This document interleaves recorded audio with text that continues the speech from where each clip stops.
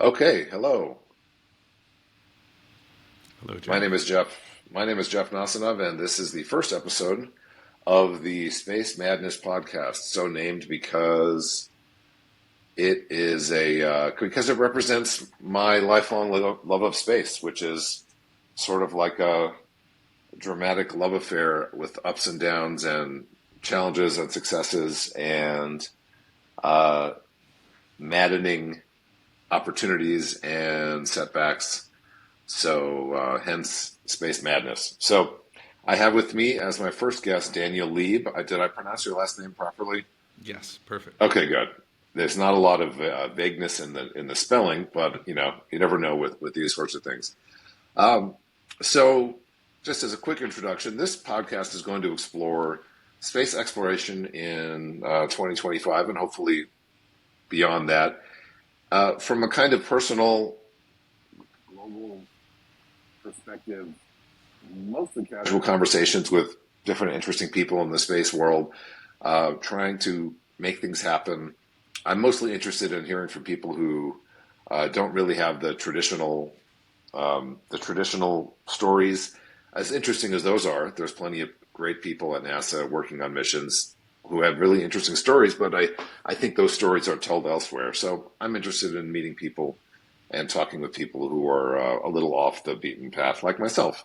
So I worked at JPL for 5 years, and then I had kind of in and out with NASA for the last 10 years as a consultant and as a contractor. And I've seen things, I've seen the sausage get made in a lot of different kitchens, so to speak. And I'm always interested in new ways of making progress. And it has occurred to me that if I lived 1,000 years, I still wouldn't feel like I was finished. Um, but a wiser person might say then the lesson is to do something else because the satisfaction of completing the job will never come. But I come back to the madness part where I just can't do that. So that's my introduction. And Daniel, can you tell us about yourself? Thank you, Jeff. Real honor to be here on the madness of space. I'm speaking to you from Reykjavik, Iceland. My official title is the Executive Mission Director of the Iceland Space Agency, which is privately organized. And we started connecting the dots here in Iceland just in 2017.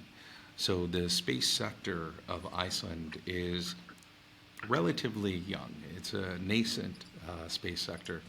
But recently, there was a bit of a leap forward for Iceland in that our proposal to A establish leap, a leap forward or a leap forward? Sorry, I a had leap. to. It was a leap. Thank you. It was a leap forward. It was a leap forward, and that was a proposal that we had put together for 3 years in a row to establish the Iceland Research Institute of Space Science, and to do so with the University of Iceland, the University of Akureyri, the University of the Arts here in Iceland, and with our Ministry of Culture, Innovation, and Higher Education. And one thing that we had seen very clearly is that unless you really bring the public, private, and academic sectors together with some real support and build a platform, it's very difficult to move things forward, especially when moving those things forward are long term. It's not about a short term reward on investment always.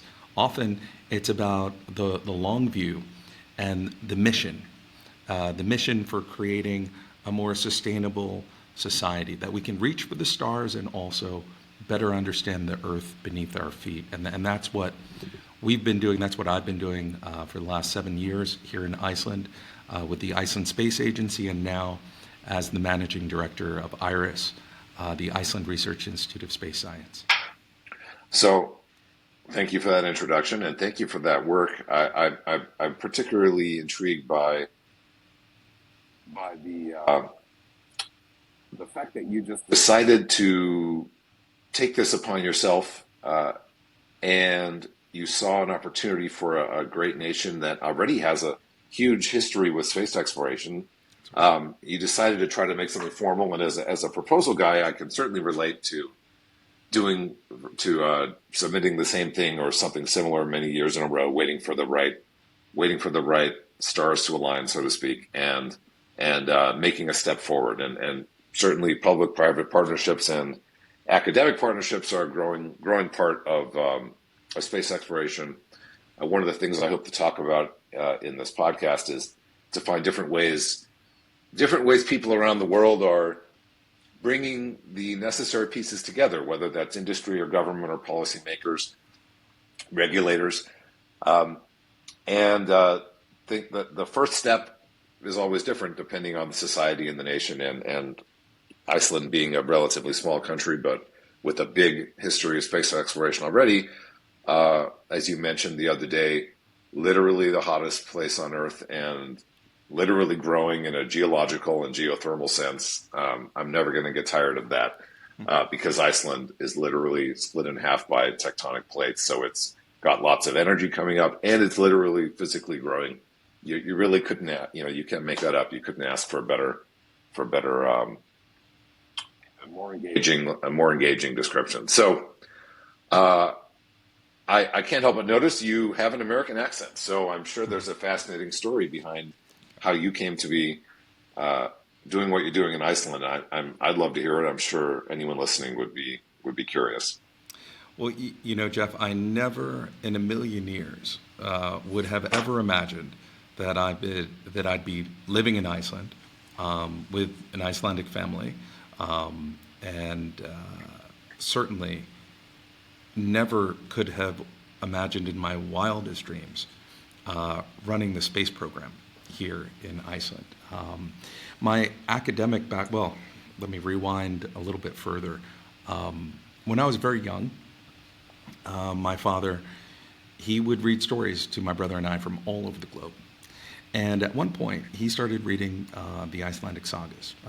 And these stories, the stories of the Viking exploration and of the sagas, they really it planted a seed, and I had a fascination about exploration. I remember I did my first book report, I think in third grade, on Viking exploration and Norse mythology.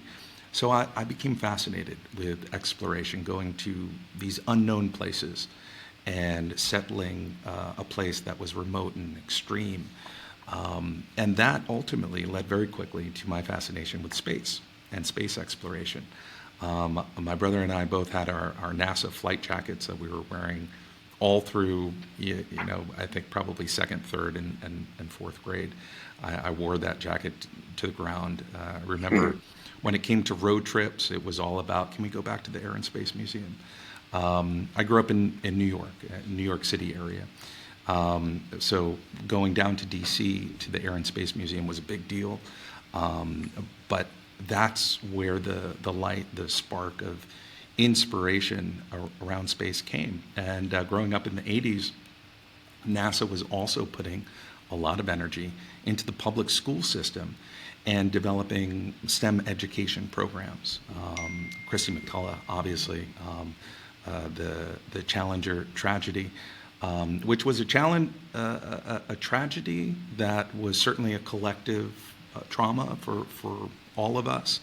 But it was also something that underscored the risk to exploration and why we would want to take that risk. The importance of understanding our place in the universe and also understanding our own planet better with the assets that we have from space and our ability to chart the heavens, but also really better understand the Earth that we stand on. And so from Viking exploration, I very quickly moved to space exploration as my obsession. The Viking mission being one of the first interplanetary missions, of course, named for that same spirit of exploration and discovery. That's right. And thank you for connecting the dots there. That's an important one, and it's not ironic. It makes a lot of sense, right?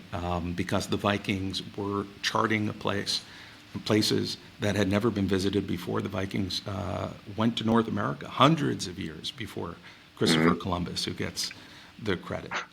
Yeah, I love that we now know there about that settlement in northeastern Canada where they apparently showed up. I think there's even record that they encountered a native population and said, actually, you know what? We're stretched too thin here, but hey, at least we made it. That's right, and you know, from the history of Viking exploration to living in this remote and austere environment in the North Atlantic and charting a sustainable path using the Mm. resources that exist here, the geothermal, the hydroelectric, and living so isolated from the rest of Europe and North America, and yet still being able to sustain an existence with the glaciers, with the Mm. volcanic eruptions. Volcanic eruptions, mind you, that impacted the whole globe. The Lockheed eruption of 1783 caused crops to fail Really across Europe. interesting. And in fact, were even regarded as one of the main catalysts for the French Revolution as a result of those crop Really? failures. Yeah, that's right. There's another, I'm sure there's a book on that I have to read now. Yeah, and so Iceland Interesting. has been having an impact, even if people didn't know it, for hundreds and hundreds, if not thousands of years. But what most people don't know is that when they come here, they see the landscape. They say, "Oh, it's so extreme. It looks like another planet. It looks like the moon." So it's not surprising when they learn, oh yeah, Interstellar was filmed here. You know, the icy world by the black hole. Matthew McConaughey, yeah, that was shot at Svinefeld Jokel. And then they hear, oh yeah, Oblivion with Tom Cruise. He was looking out over that otherworldly landscape that was just on the edge of Långjökull Glacier, or Prometheus, part of the Alien series, or Star Wars Rogue One outside of Vik. The list goes on and on. But what people don't realize, Jeff, is that at the dawn of the space age, in 1965 and 1967, all of the original Apollo astronauts came here to Iceland. They came here to train and conduct geological field research that would inform their future moon landings. And indeed, on July 20th, 1969, when the Eagle lander touched down at Tranquility Base Buzz Aldrin and Neil Armstrong stepped off and looked out over that lunar landscape and said, this looks a lot like Iceland.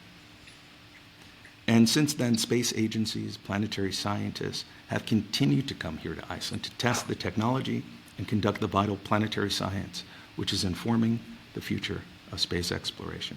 And that's the reason, ultimately, why from my interest in Viking exploration to space and to ultimately getting a job randomly that would bring me here because I wanted to explore Iceland, and then realizing that Iceland has the most diverse set of terrestrial analogs that exist anywhere on Earth. That one thing leads to another, and organically things come full circle. And I started working with research teams who were doing space research, planetary science here, and helping them get to locations. And then I gave a talk at the European Space Agency headquarters about terrestrial analogs and potential collaborations. And then these researchers came to Iceland. They said, okay, we want to do this. Can you connect us to the space office, to the space agency? And there was nothing. So even with all of the research that had been done here, and all the researchers and technology that had been testing here in Iceland, nothing was ever set up domestically so that See, Iceland could benefit from all of this research and engage and contribute to the global discourse around space. So we decided to start connecting the dots. see that last part is completely fascinating to me because we tend to think of, I mean, if you haven't worked for NASA, you tend to think maybe of NASA as a pretty well organized thing, and the sort of global space efforts as something coordinated to a degree. Certainly, the history of NASA working with the Soviet Union even suggests a sort of coordination. But what I think we're seeing in 2025 in space and in so many other areas is that these things are not eternal, that it takes continuous leadership, creativity, adaptation to changing geopolitical circumstances, technological competition. Sometimes none of this is automatic, and it takes continuous reinvention and creation. At the risk of being too cheesy, I'm imagining a volcanic landscape constantly being regenerated or churned up and reformed, as the tectonic plates do what they do. So I think that's why Iceland has so quickly taken over my mind almost in this interesting way. And with the Artemis astronauts also having used Iceland, used the geology as a analog, and the Mars rovers. I mean, the moon and Mars are not all that similar except for the cold, and yet in the same nation, there's suitable analogs for both. Yes, and in both cases, the basalt lava is, in fact, the geochemistry is similar. There are different components, there are different aspects, but here in Iceland we have geochemistry and geological conditions that are as close as you could get to the moon and Mars. They're not all in the same location, but many of them are relatively close, actually. As you mentioned, just as the Apollo astronauts before them, the Artemis astronauts have been returning, including the Artemis 2 crew, their backup crew, and researchers coming last August. And research teams are continuing to come. And I'm in contact with all the space agencies involved in exploration who are interested in Icelandic analogs. I'm the co-chair of the International Mars Exploration Analogs Work Group with Jonathan Ralston at CSIRO.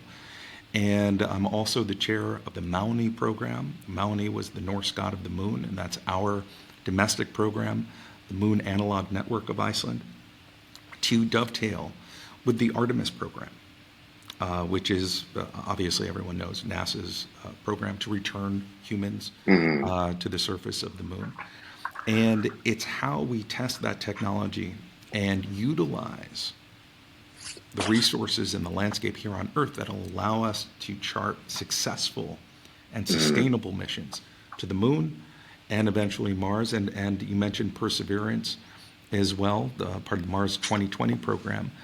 Technology, which is currently running at Jezero Crater on Perseverance, was also tested here in Iceland in 2019 by the SAND-E program, which was led by Ryan Ewing, formerly at Texas A&M. I believe he's at JSC now. So there's a long history of this technology and training that needs to be done in high fidelity environments. It's an important component that not a lot of people know about. I'm glad you mentioned that.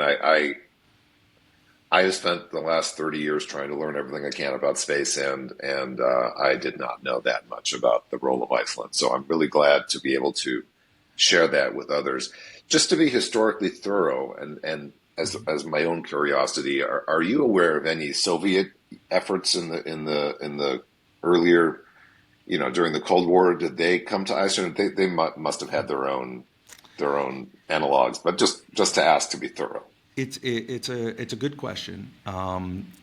Prior to NASA coming here in 1965, CNES, the French space agency, came here in 1964, and they came here to test sounding rockets to better understand the relationship between the magnetosphere and our sun and the Van Allen belt. So that research was done. Those were sounding rockets that were launched from our south coast here in Iceland. But as far as the Russians, there's a very good reason why the Russians were never here, and that is because during World War II, the United States came here to Iceland, and they set up Navy Air Station Keflavik. And after World War II, that became an important base, as well as listening stations all around Iceland for Sure. during the Cold War, to make sure that the Russians never came across the Got it. North Atlantic. Got And so there was a lot of investment and buildup here in Iceland from it. Mm, the U.S. military to keep an eye and ears on the North Atlantic relative to the Soviet Union, and for that sure. reason, the Russians were surely not testing things here in Iceland. Yeah, and I can't help but point out something almost out of absurdity that Soviet and American crews shook hands in space, but they couldn't share Iceland. Well, actually, though, at the end of the Cold War, at Okay. the invite of Vigdis Finnbogadóttir, the first democratically elected female head of state and longest serving female head of Mm, state, she invited the leaders of the world, Ronald mm, Reagan and Mikhail Gorbachev, to mm. Iceland to discuss peace and nuclear disarmament. And those discussions, which led ultimately to the collapse of the Soviet Union and the fall of the wall, Mm. they were started here in Iceland.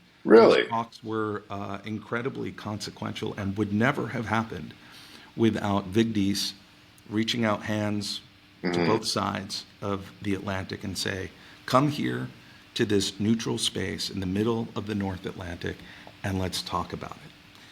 So Wow. Iceland did play a part, but in terms of testing of technology, not so much Sure. for the Russians. Well, and I think that speaks to the symbolism of nature in a lot of ways. That Iceland, quite literally being the geographic midpoint and the plate tectonic or geological midpoint. Um, I find that stuff very kind of personally and philosophically satisfying. That even in our most human conflicts, nature still nature still pulls. Perhaps that's what took us to space in the first place. I certainly feel that pull when I see photos from the moon or Mars or elsewhere. So, And there are incredible photos of the Apollo astronauts um, mm, here in Iceland in these lunar landscapes from 1965 and 1967. I have all the medium format photos. okay, I've been trying to get my hands on the 16 millimeter films that wow, NASA has.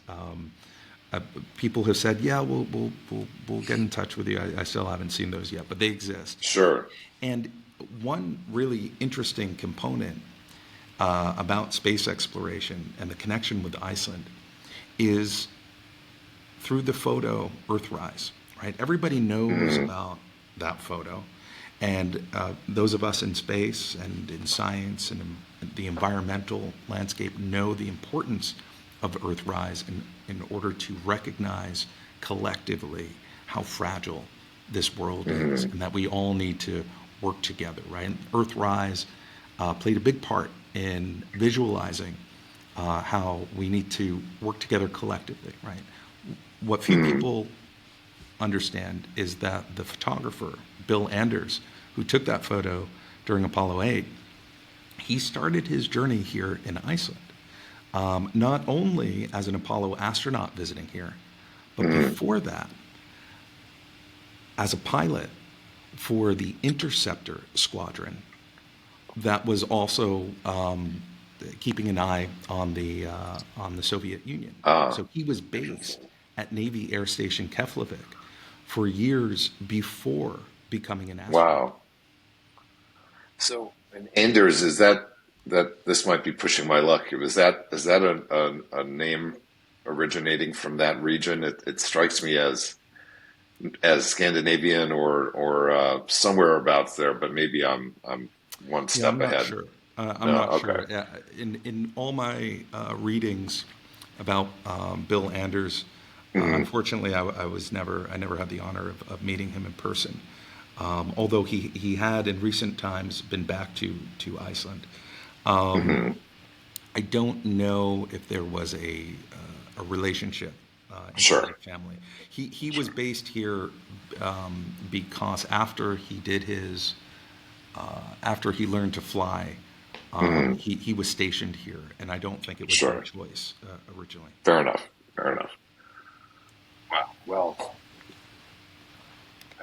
at the risk of being redundant, the hits keep on coming from Iceland to so much of not just space exploration history, but world history, particularly with the Soviet Union. Um, what does the near future look like? What does the next 10 years look like for you and Iceland? And how does the apparent changing priorities of NASA, uh, how does that affect thinking over there, relationship with ESA, that sort of thing? How can we keep moving forward? Well, I think that regardless of the political landscape, which is transforming not only in the U.S. but also overseas in Europe, and also here in Iceland, we just had an election, Mm, and we had a presidential election last spring. Halla Tómasdóttir became the second female president here in Iceland. But then we had another election, a parliamentary election, where Kristrún Frostdóttir was elected prime minister, and her government has also six female ministers in it. Our university just elected its new rector, Silja Bara, who's also a woman. But here in Iceland, this idea about gender politics, it hmm was never part of the discussion. These just all happen to be the most capable uh, individuals who won hmm the elections, not because they were women, but because they were afforded the same opportunities. And I think that that's also really important because here in Iceland, the diversity, the equity, and the inclusion of all people, all genders, and people with voices from all places is really valued. Being in an island in the North Atlantic, hmm there's a recognition that having voices from outside in and having a diversity of voices is really important. And this was also very important in Viking times as well. There was a recent study that showed that the Vikings themselves were not all from one place.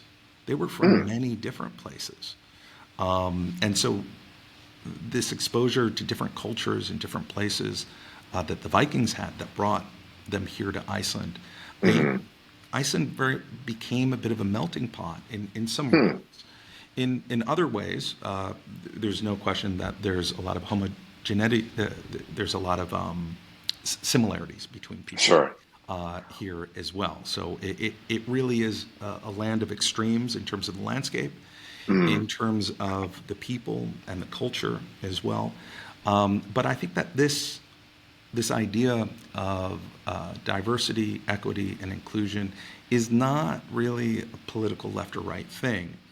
sure. It's understood that there is real value in bringing different voices together, that that's where real innovation takes place. And I think as things change to the left of us and to the right of Mm, us, to the west and the east, I think that here in Iceland, I think people from all places will recognize that they can still come here and they can mm, do this hard work going to these undiscovered places and be able to work in a collaborative fashion across boundaries and languages and genders. And so it's my hope that regardless of what is happening here or there, that Iceland remains a place where people can meet and mm, and really be able to chart a path to the heavens together, and be the premier location where these innovative technologies will be developed, and where we'll be able to find some solutions for the challenges that we all face as a result of global warming, climate change, AI, et cetera. And mm, many of these technologies are being developed and tested here in Iceland. So it's a good That's right. place for things beyond space. Well, one of the things that I like about space exploration is that it is for humans. It is a survival scenario in pretty much any mission, whether it's the space station or the moon. And in a lot of ways, not every way, but in a lot of ways, being in a survival situation brings out the best of us. That's right. You don't have the luxury of prejudice when you're in a survival situation. Absolutely. You need input from everyone. If for no other if for no other reason selfishly, then they might have the insight that keeps you alive. I mean, we can do better than just that, but it's one of the things one of the themes I see repeat in space exploration history is that it's so difficult, even when there aren't human lives up there. It is so difficult that it really requires the best of us, and pushes us to our limits of creativity and ingenuity, and so on. And even at the height of the Cold War, we should not forget that even at the height of the Cold War, there were cosmonauts and astronauts from the Soviet Union and the United States sharing a room in, That's right. in low Earth orbit. So, even when things were at the height of tension, there was still a reason and an understanding that we can come together in an extreme place and work together. And I think that that message, I think, will ring louder as things become more difficult, if they become more difficult again. Sure. And I really believe that it is when we reach for that unknown place and we go into that place that's a little bit scary, a little bit extreme, that the best of us, the best of all of us, come out. And there's a real opportunity in that moment to say we need to work together, and we're actually not that different. Yeah, and I think that as in that scenario of the U.S. and the Soviet Union, when there really were, you could argue it, but there really were only two space capable powers.